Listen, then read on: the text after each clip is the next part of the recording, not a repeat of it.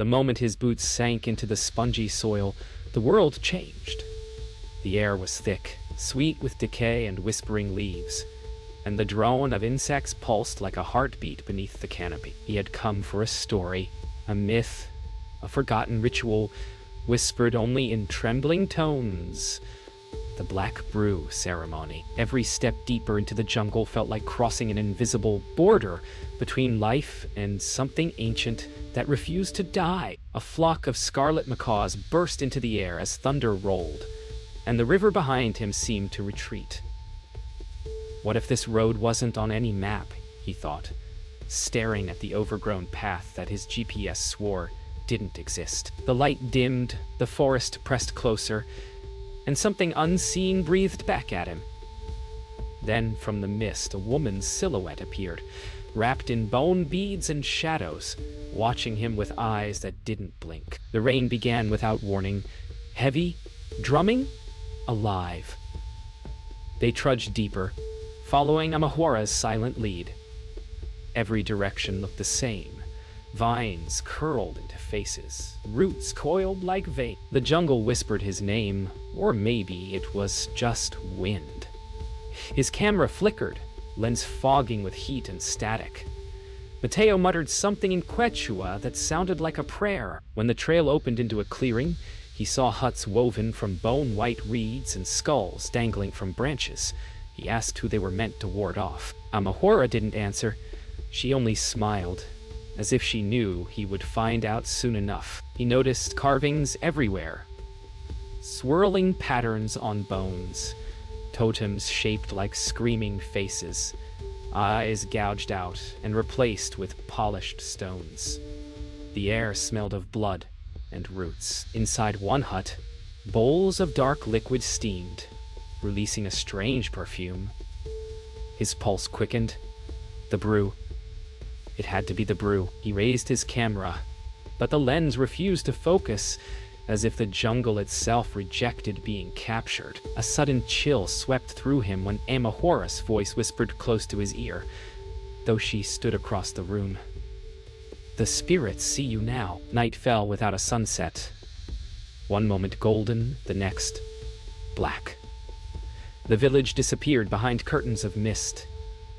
He felt the world shrinking, pulsing. Somewhere beyond, a drumbeat began. Slow, deliberate, calling something unseen. He didn't know why his heart matched its rhythm.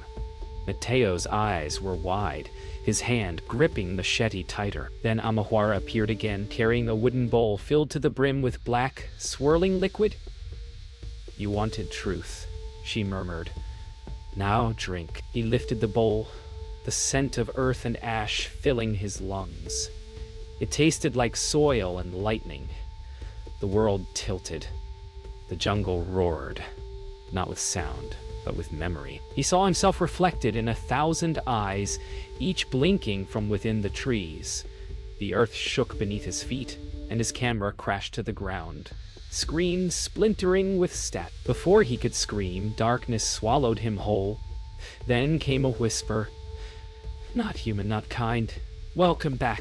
The world returned in fragments. Colors first, then sound, then breath. The ground pulsed beneath him, warm and alive, as though he lay upon a sleeping creature. The air shimmered green, and the trees, they moved, slowly, breathing. He reached for his camera, but it was gone. The forest whispered the same words again and again, in 1,000 overlapping voices. He rose unsteadily, heart pounding, and realized the sun wasn't above him. It was beneath the soil, glowing faintly through the roots. Somewhere close, a low hum began, almost mechanical, almost human. "Where am I?" he muttered. The answer came as a sigh from the leaves. You were still inside. The jungle was silent, too silent. Even the insects had vanished. He stumbled forward, drawn to a distant flicker between the vines. The path twisted in impossible ways. Every turn returned him to the same tree, its bark carved with symbols that shifted when he blinked. He began to hear footsteps behind him, faint, padded, mimicking his own. When he stopped, so did they. When he ran, they ran. Breath ragged, he spun around and saw himself, mud-streaked, wide-eyed, identical. His double stood still, mouth moving soundlessly. Then, as thunder rumbled in the distance, the copy raised a trembling finger and pointed toward the heart of the forest. The reflection didn't attack. It simply walked backward, melting into the trees until only its glowing eyes remained. He followed without thinking, guided by a strange rhythm echoing through his bones. The deeper he went, the more the jungle changed. Flowers opened to reveal human eyes. Roots pulsed like veins. Then he saw movement. A figure crouched near a pool of black water. It was Mateo, or something that wore Mateo's shape, scooping the dark liquid with shaking hands. His eyes were black voids. He whispered, "She's waiting for you." He backed away, but the pool began to ripple, spreading outward as if breathing. A shape rose slowly from within. Not water, not flesh, a fusion of both. A woman's outline, draped in liquid shadows, her face half Amahuara's, half something else. Her voice arrived not in sound, but in thought, ancient and commanding. "You drank what was never meant for your kind." The air vibrated. His vision pulsed white. When he looked again, she was gone. Only the rippling pool remained, whispering his name. He turned and ran, through roots, through fog, through whispers calling his name. The forest bent with each step, paths looping like veins. He stumbled into a clearing where the trees thinned, revealing something impossible. His own camp, the tents, the fire pit, even his broken camera, all there, untouched.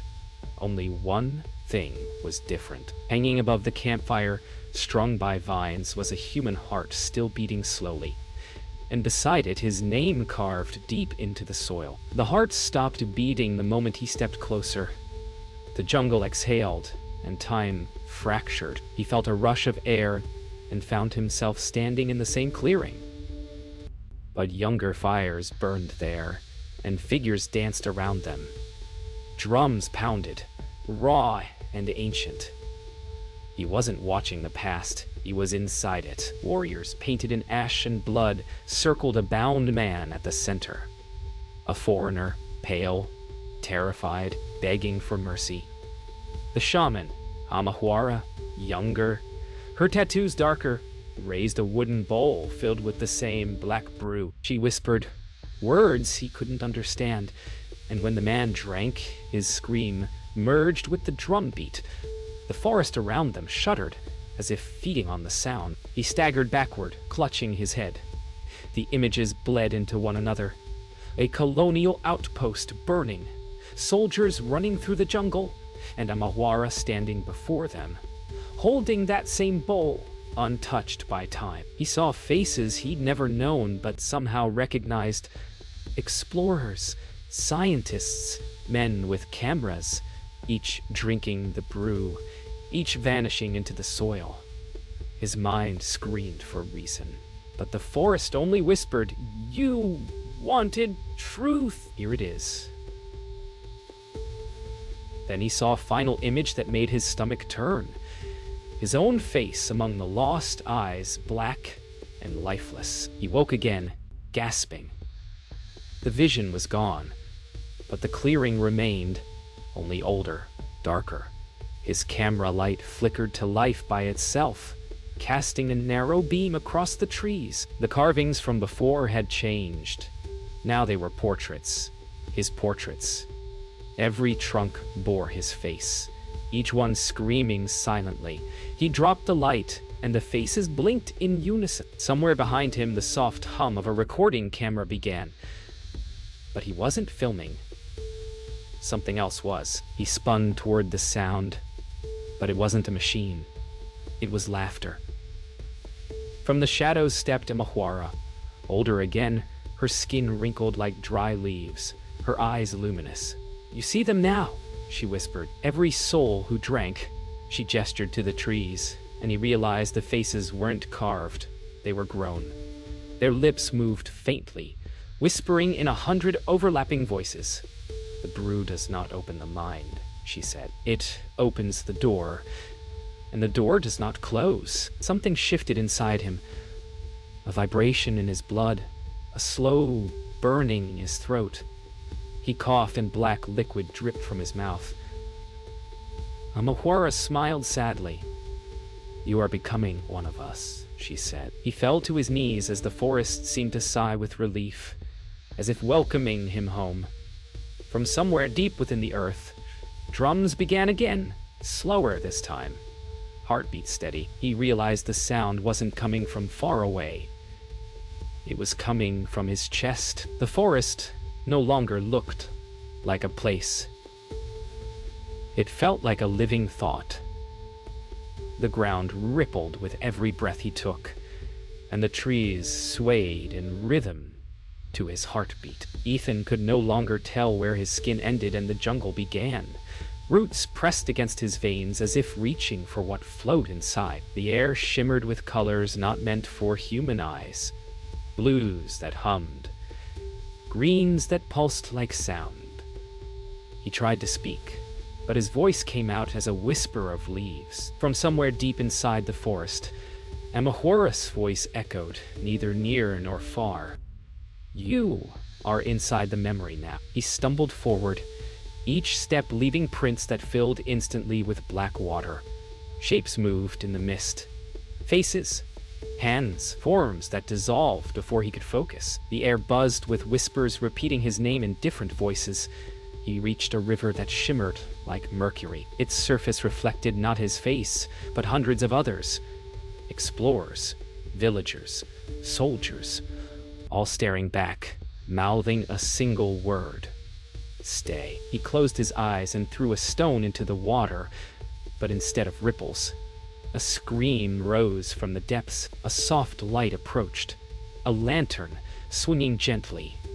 Mateo emerged from the haze, but his eyes no longer held fear. They glowed faint white, unblinking. "You shouldn't have followed," he said calmly, his voice overlapping itself like two people speaking at once. Ethan asked where Amahora was. Mateo smiled faintly. "Everywhere. She never left." His body began to unravel like smoke, dissolving into hundreds of glowing moths that scattered into the trees, leaving behind his machete, buried halfway in the soil. Ethan picked up the machete. It was warm, pulsing faintly, like holding a heartbeat. The whispers grew louder, circling him.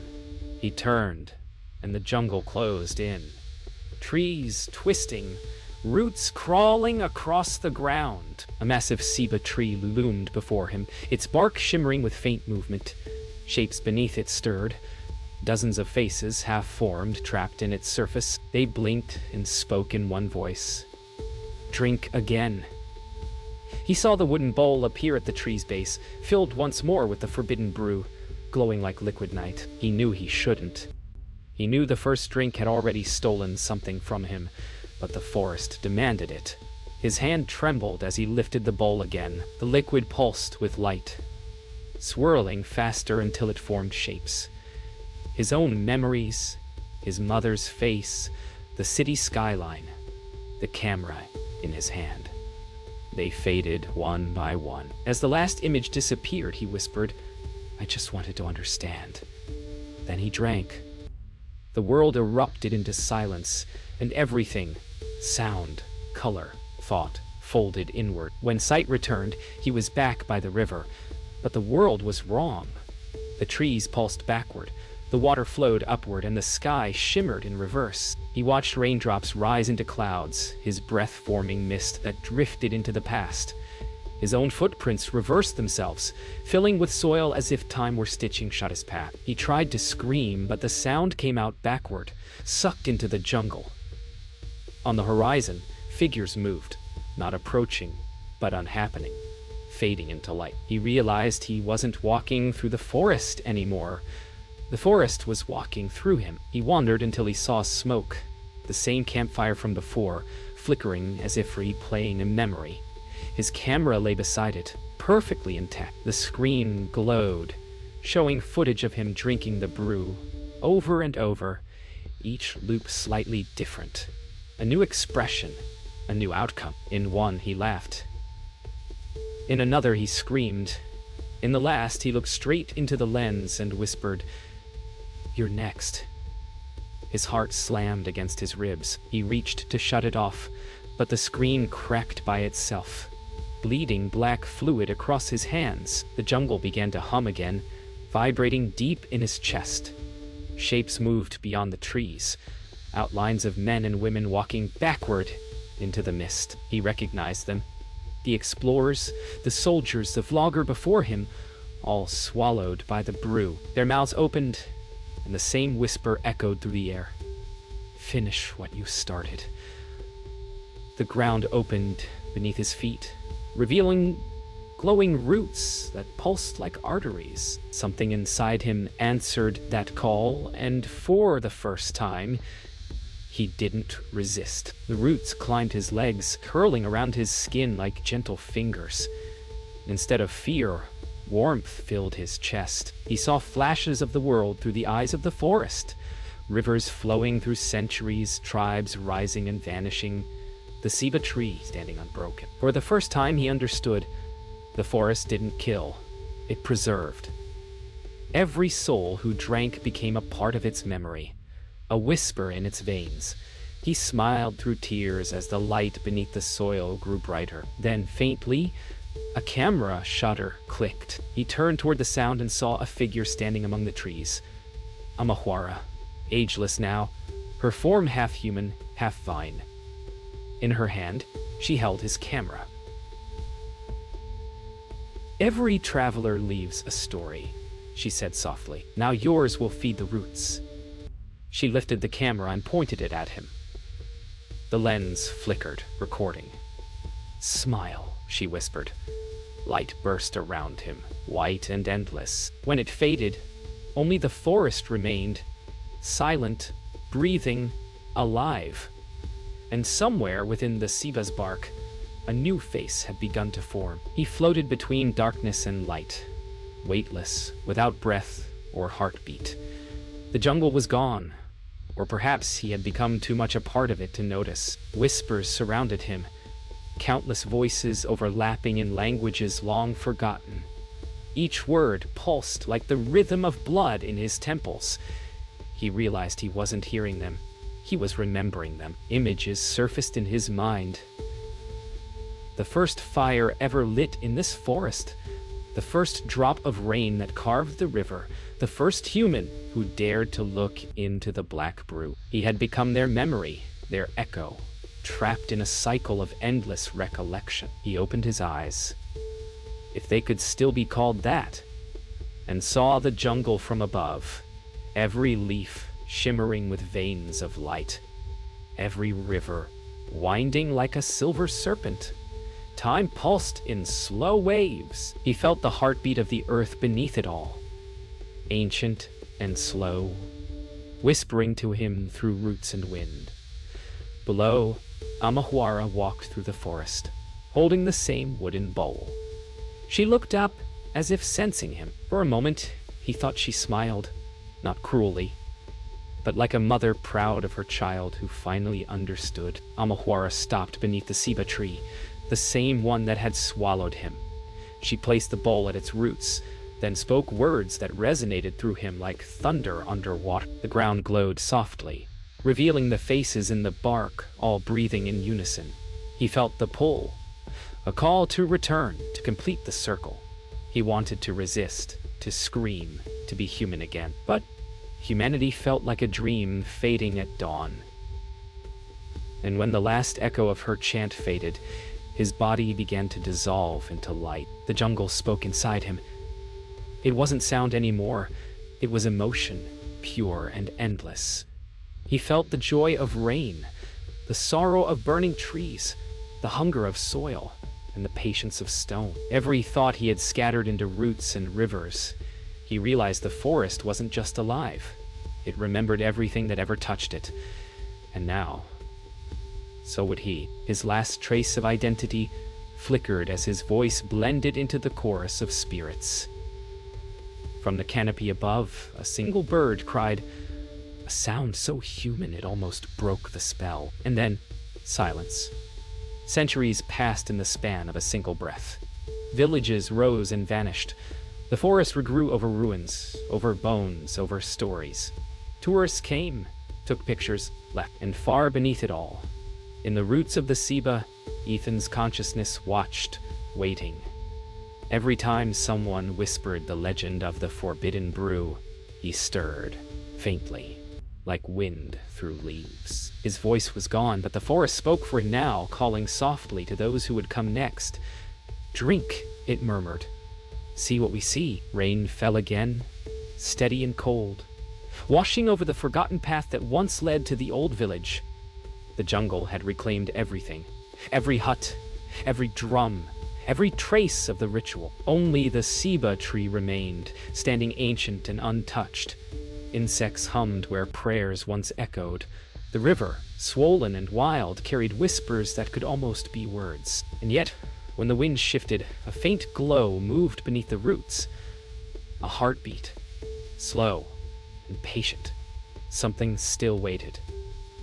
Something that remembered. Far away in a bustling city alive with screens and traffic, another traveler watched Ethan's final video. The footage somehow uploaded despite his disappearance. The voiceover was faint, distorted, his face flickering between static and shadow. "If you find this," it said, "don't drink." The video cut to black, then flashed a single frame.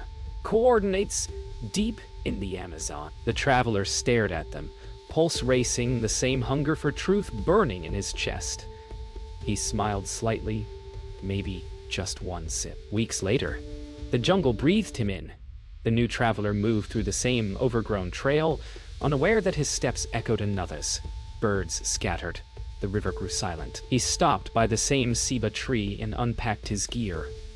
When he touched its bark, the ground pulsed faintly beneath his fingers, as if something inside recognized him. The air grew thick, and from somewhere deep within the roots, a whisper rose, slow and calm. "Welcome back." He found it there, half buried beneath moss, the carved wooden bowl, still wet inside, though no rain had touched it. The smell of earth and smoke rose from it, the same scent that had haunted Ethan's dreams. He lifted it slowly, his reflection warping in the dark liquid. A single drop rolled over the rim. Landing on the ground, the soil hissed, alive. The forest fell silent, holding its breath. Above him, leaves trembled. Below, the roots began to hum. Lightning cracked across the sky, striking somewhere far downriver. The wind roared, shaking the forest awake. He hesitated, bowl trembling in his grip, then smiled and lifted it to his lips. The jungle sighed, a deep and ancient sound. As the first drop touched his tongue, the world around him went utterly black. And for a heartbeat, deep beneath the roots of the ceiba, Ethan's face flickered open its eyes and whispered, "Welcome to the story."